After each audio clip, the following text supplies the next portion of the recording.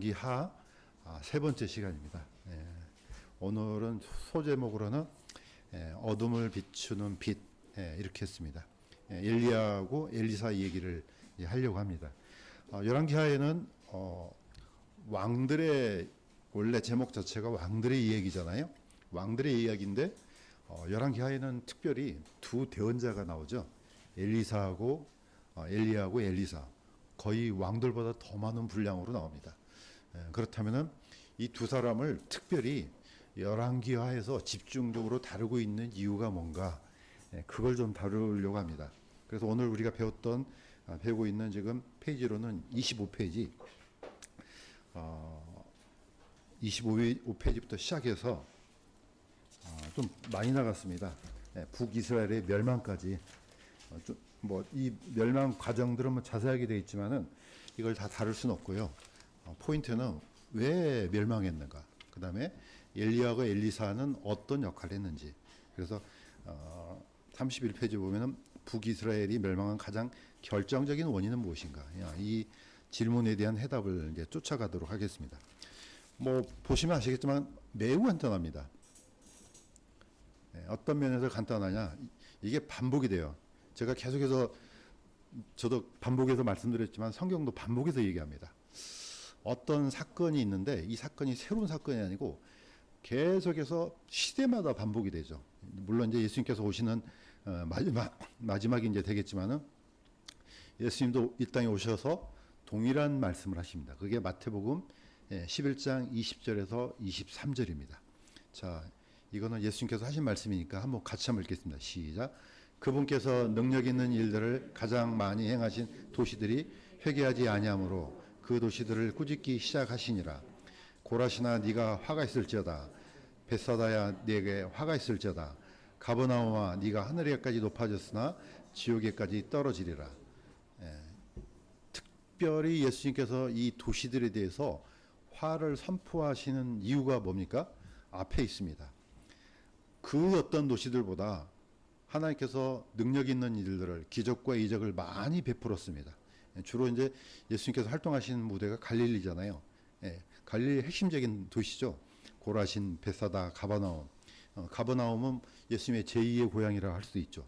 많은 일을 하셨지만은 아무도 듣질 않습니다. 그래서 결국은 예수님께서 이런 선포를 하시죠. 이게 바로 이제 이스라엘의 비극인데, 이게 쭉 올라가면은 같은 얘기를 또 할 수밖에 없는 이유를 알아낼 수가 있습니다. 자, 엘리야를 한번 주목하겠습니다. 엘리야는 우리가 잘 알고 있는 것처럼 성경에서 이와 같은 이러한 기적을 베푼 대언자는 없을 정도로, 물론 이제 모세 외에요. 북이스라엘에서 이 선지자를, 이 대언자를 부르신 것은 분명합니다. 하나님께서 가장 어두웠던 역사 가운데서 누구보다도 하나님의 살아계심을 증명했던 분이 바로 이분이죠. 엘리야입니다. 자, 밑에 있는 그림은 우리가 잘 알고 있는 갈멜산에서 일어났던 전투죠. 약 3년 반 동안 하늘문이 닫혀서 비가 내리지 않았습니다. 그 마지막 날에 드디어 이제 다 모으라고 이제 엘리야가 이제 명령합니다. 그랬더니 바알 대언자 450명, 아세라 선지자 대언자 400명이 왔습니다. 850명이 드디어 이 산에 집결했고, 수많은 백성들이 이제 같이 집결했습니다. 이때 이제 하나님께서 엘리야를 통해서 누가 과연 하나님인지, 누가 이 나라를 컨트롤하고 있는지를 보여주시죠. 그게 이제 불러응답해 주셨어요. 그러기 전에 엘리야가 이 말합니다. 열왕기상 18장 21절입니다. 제가 읽겠습니다. 너희가 어느 때까지 두 의견 사이에서 머뭇거리려느냐? 만일 주께서 하나님이면 그분을 따르려니와 만일 바알이 하나님이면 그를 따를지니라. 결단하라는 겁니다. 둘 중에 하나다. 하나님은 두 분이 아니다. 한 분인데 만약에 바알이 하나님이면 그분을 따르고, 지금 하나님께서 불러 응답하신 이분이 하나님, 이분을 따르라. 보여줬습니다. 그랬더니 어떻습니까? 불이 내려서 드디어 하나님이 누군지를 선명하게 보여주셨고, 엘리야는 그 바알 대언자하고 아세라 대언자들을 다 잡아서 기송강에서 다 죽였습니다. 이렇게 하니까 엘리야도 드디어 이제 이 백성들이 변했구나 생각하겠죠.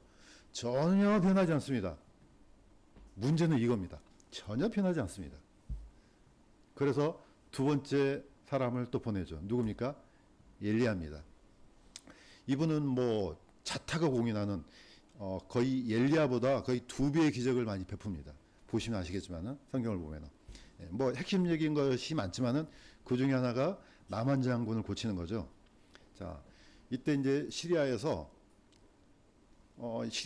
아주 유능한 장군이었던 나만을 보내는 이유가, 나만은 장군인데도 문둥병자예요. 그러니까 갑옷을 입었는데 속에는 그런 고칠 수 없는 질병이 걸렸죠. 그러니까 어떻게 해서든지 고치고 싶은데 방법이 없지 않습니까? 그래서 시리아 왕이 드디어 북이스라엘 왕한테 드디어 편지를 씁니다. 그래서 그 나병을 고쳐주소서 하고 편지를 하니까 이스라엘 왕이 그 편지를 읽고 자기 옷을 찢으며 이르되, 내가 사람을 죽이며 살릴 수 있는 하나님이기에 나병으로 앓는 사람을 고치라 하느냐. 국가 문제가 됩니다. 이게 이스라엘 전체가 위기에 빠진 거죠.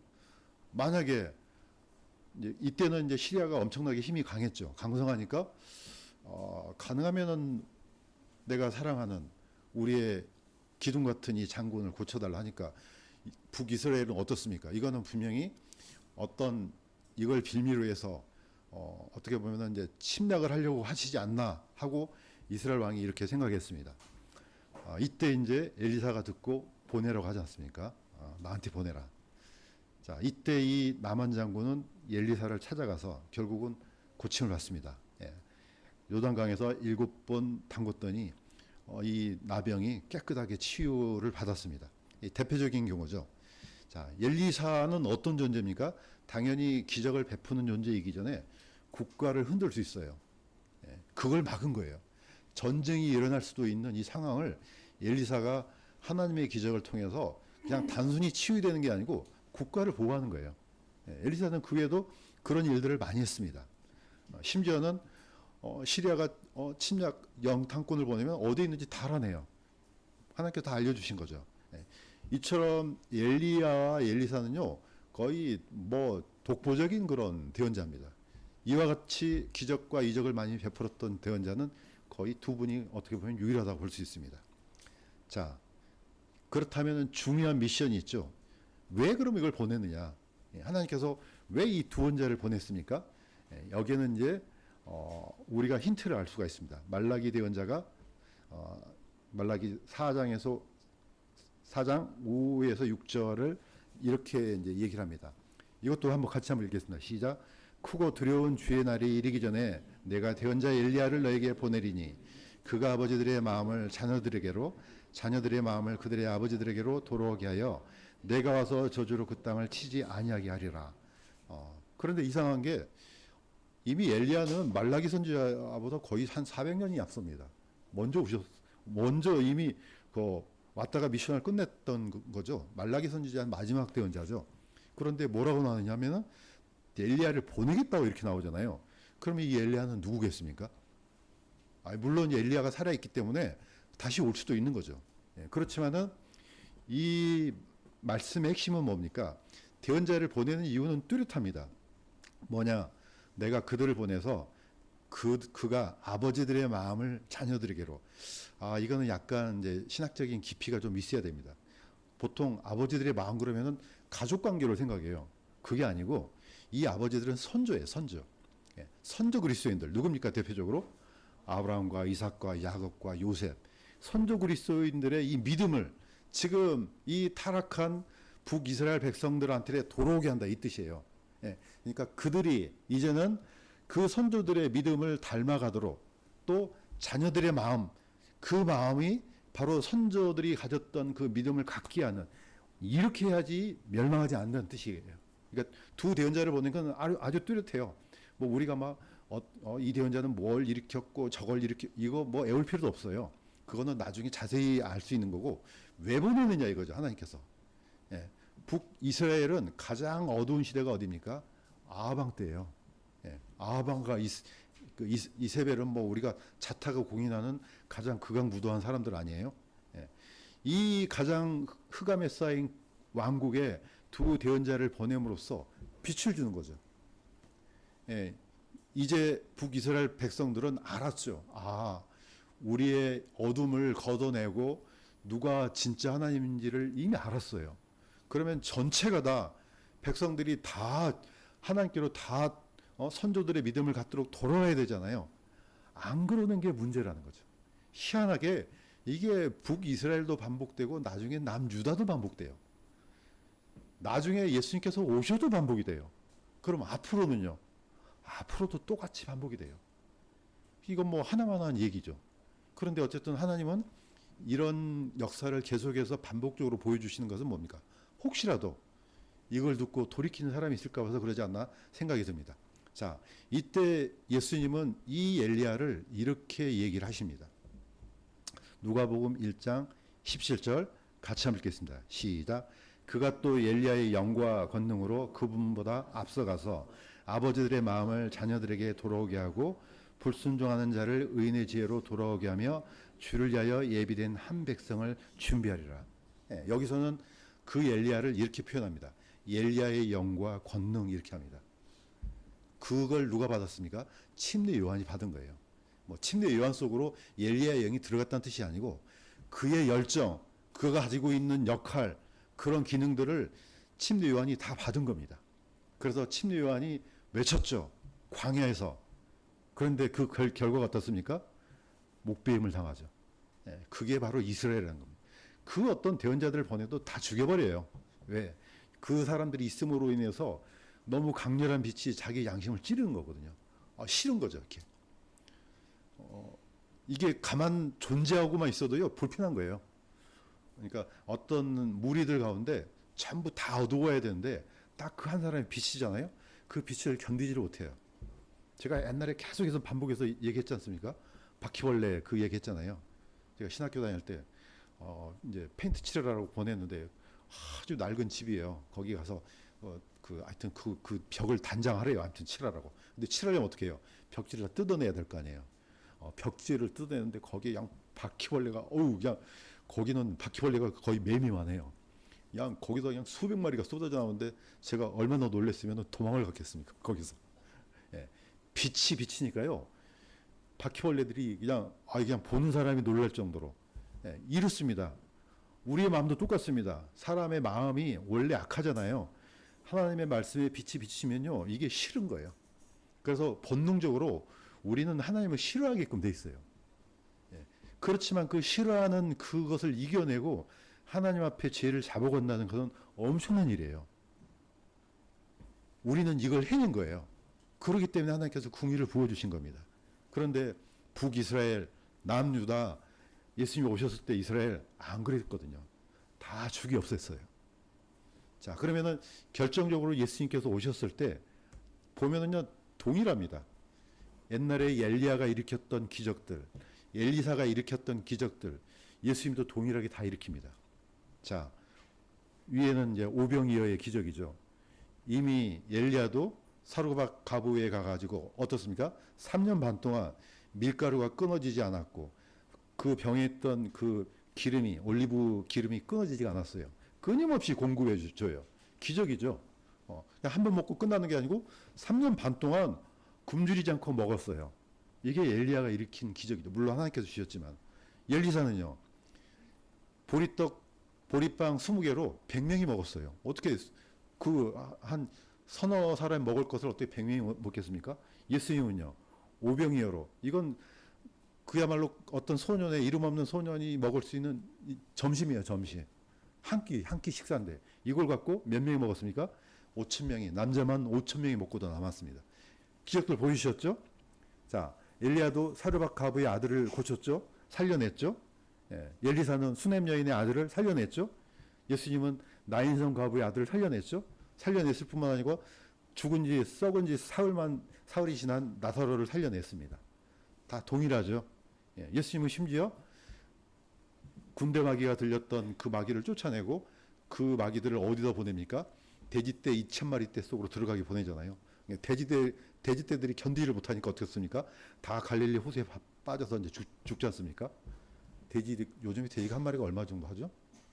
한 40만 원, 50만 원 하지 않습니까? 그러면은 2,000마리면 얼마겠어요? 지역 경제가 마비돼요. 거라사 지방은요, 하나님께서 한 번에 끝내버릴 수 있어요.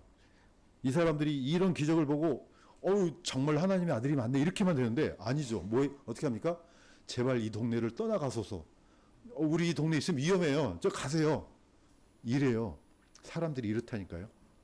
지금도 예수님 오시면 저 가세요. 저리 다른 데로. 분명히 이럴 거란 말이에요. 예, 빛입니다. 빛. 그래서 엘리야와 엘리사는 가장 어두웠던 그 시대에 가장 강력한 빛이었죠.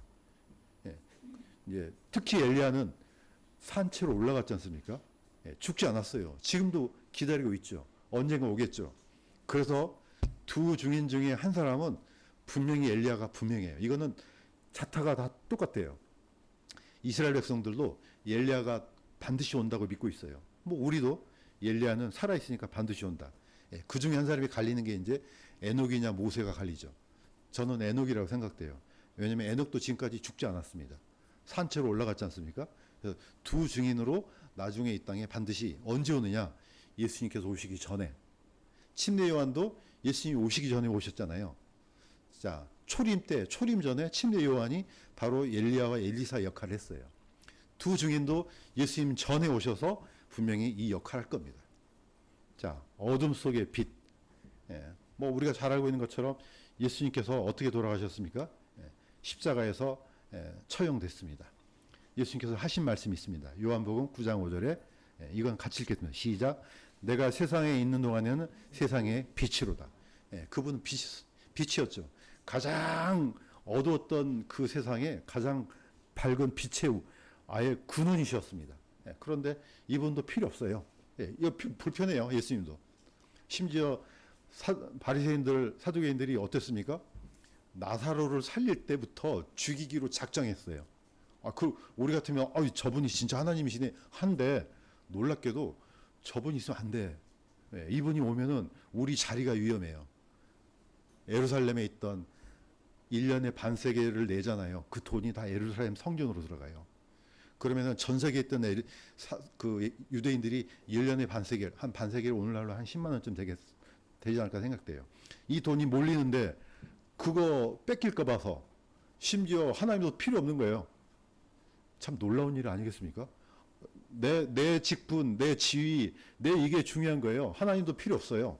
이분은 죽여야 돼요. 그래서 죽여버렸습니다. 물론 이게 하나님의 섭리 안에 있지만은 하나님께서 하나하나 증명하시는 거예요.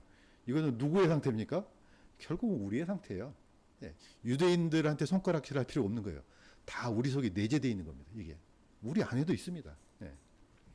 자, 그러면 어떻습니까? 하나님께서 두말하면 잔소리죠. 하나님의 진노가 쏟아지죠. 열왕기하 17장 16절에서 18절 이건 제가 읽겠습니다. 그들이 바알을 섬기고 주의 눈앞에서 악을 행하여 그분의 분노를 일으키니라. 그러므로 주께서 이스라엘에게 심히 분노하사 자신의 눈앞에서 그들을 옮기시니 유다 지파 외에는 아무도 남은 자가 없었더라.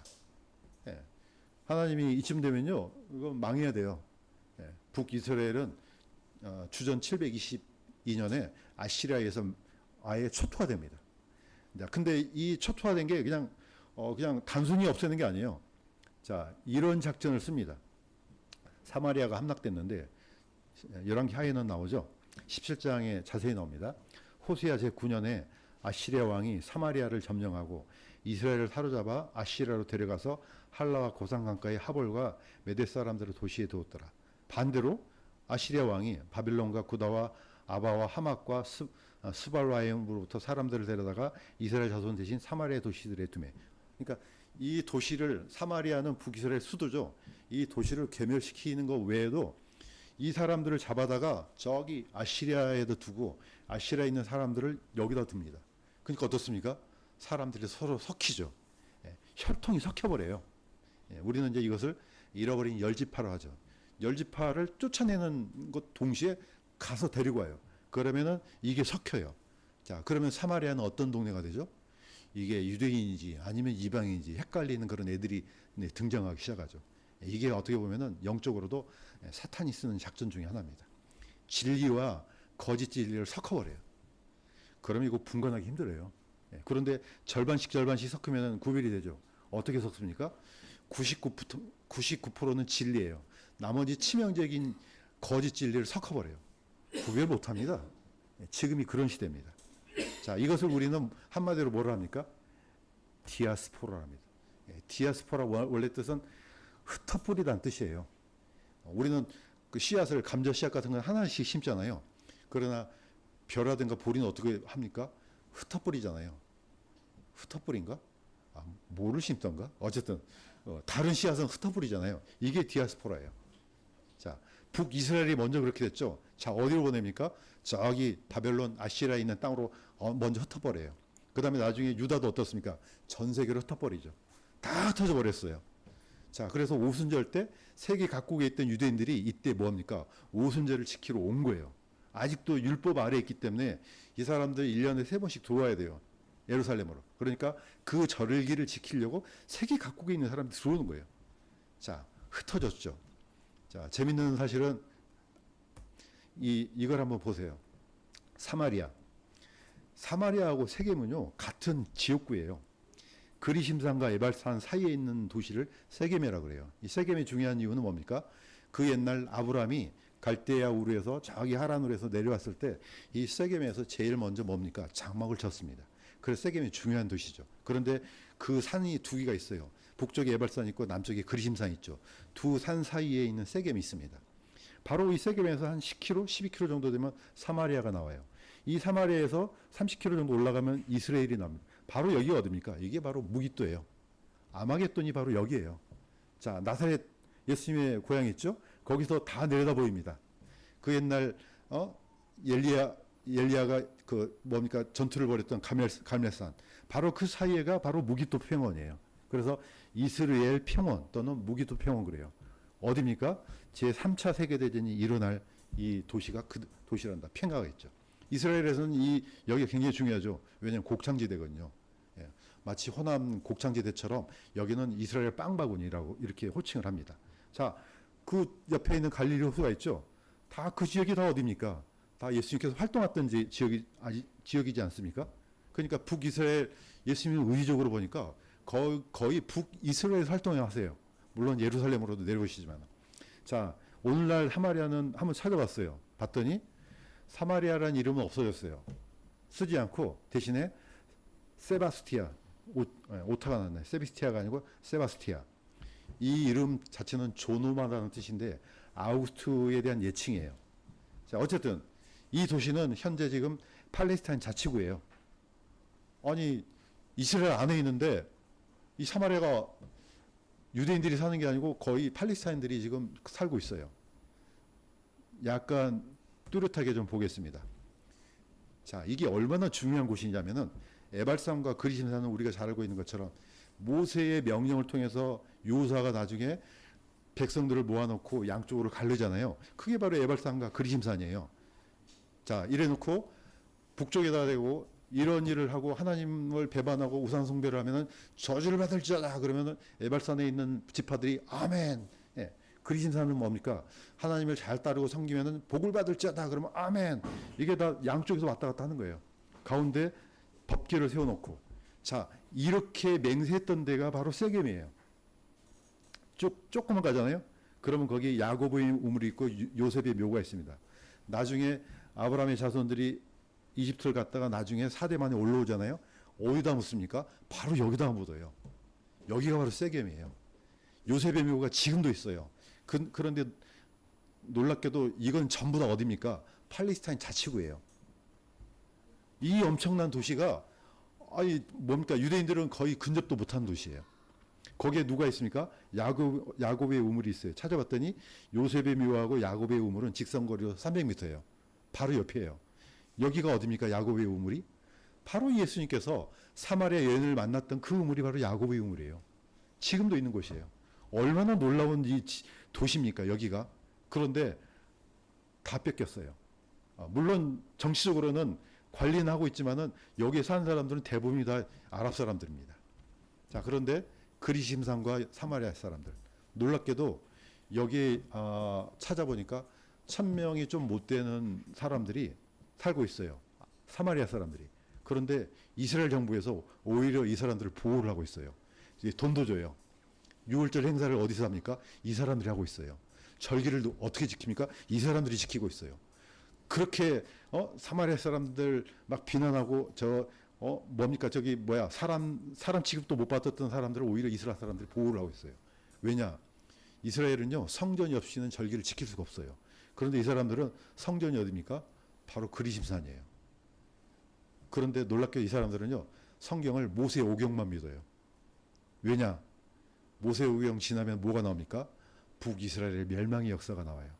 그러니까 이건 믿으면 안 돼. 모세 오경만 성경이야. 이런 사람들이 사마리아인들이에요. 지금도. 혹시라도 시간이 나시면은 6월절 체크해서 한번 가보세요. 한국 사람들 많이 가더라고요. 이거 경험하려고. 어떻게 하나 했더니. 그래서 뭐 자료 찾아보면 사진도 많이 나옵니다. 한국 사람들 많이 가서 같이 이제 양고기도 먹고 그 옛날 6월절을 경험하는 그런 사건이 지금 그대로 사마리아인들이 지키고 있습니다. 여기 어디라고요? 그리심산이에요. 자, 지금 현재가 바로 이런 상태예요. 자, 예수님께서 얼마나 탄식하겠습니까? 북이스라엘이 멸망해서 거의 흔적도 없이 사라지고 거의 혼혈족들이 지금 이렇게 지키고 있습니다. 자, 오늘 포커스는 이겁니다. 왜 망했느냐? 왜 망했느냐? 왜 엘리야와 엘리사를 보내느냐? 이거예요. 자, 예수님의 탄식입니다. 자, 같이 한번 읽겠습니다. 시작. 오 예루살렘아 예루살렘아 대언 자들을 죽이고 내게 보낸 자들을 돌로 치는 자여 암탉이 자기 병아리들을 잘게 아래 날개를 모은 같이 내가 얼마나 자주 내 자녀들을 함께 모으려 하였더냐. 그러나 너희가 원치 아니하였도다. 보라 너희 집이 버림받아 주의 이름으로 오시는 이여 할 때까지 이제부터 너희가 나를 보지 못하리라. 그대로 적용됐죠. 이거는 북이스라엘도 똑같고요. 남유다도 똑같고 예수님 오셨을 때도 똑같아요. 그럼 앞으로는요. 앞으로도 똑같을 겁니다. 아주 소수만 정말로 그야말로 옛날 선조들이 가졌던 그 믿음을 가진 그 사람들만 그 옛날 이스라엘 백성들이 저렇게 많아도요. 남은 자만 구원받는다 그랬거든요. 그 소수가 있는 거예요. 그 소수가 아멘 주 예수여 오시옵소서 이렇게 기다리는 사람이 있을 거란 말입니다. 자, 그러면 교회는 어떤 것을 교훈으로 삼아야 됩니까? 그들의 역사는 우리의 교훈이 돼야 돼요. 반드시 돼야 돼요. 안 그러면요, 우리도 이렇게 똑같이 됩니다. 그래서 이 역사가 중요한 이유는 지식을 알려는 게 아니죠. 거기 안에서 교훈을 갖고 와서 우리의 삶에 적용해서 우리는 똑같은 일을 반복하지 않아야 된다는 게 결론입니다. 자, 열왕기하가 굉장히 복잡하죠. 저는 지금 심플하게 했지만은 아주 어려운 많은 일들이 있습니다. 자, 이거는 나중에 성경을 더 찾아보시고요. 오늘의 핵심을 잊지 않았으면 좋겠습니다. 자, 기도하겠습니다.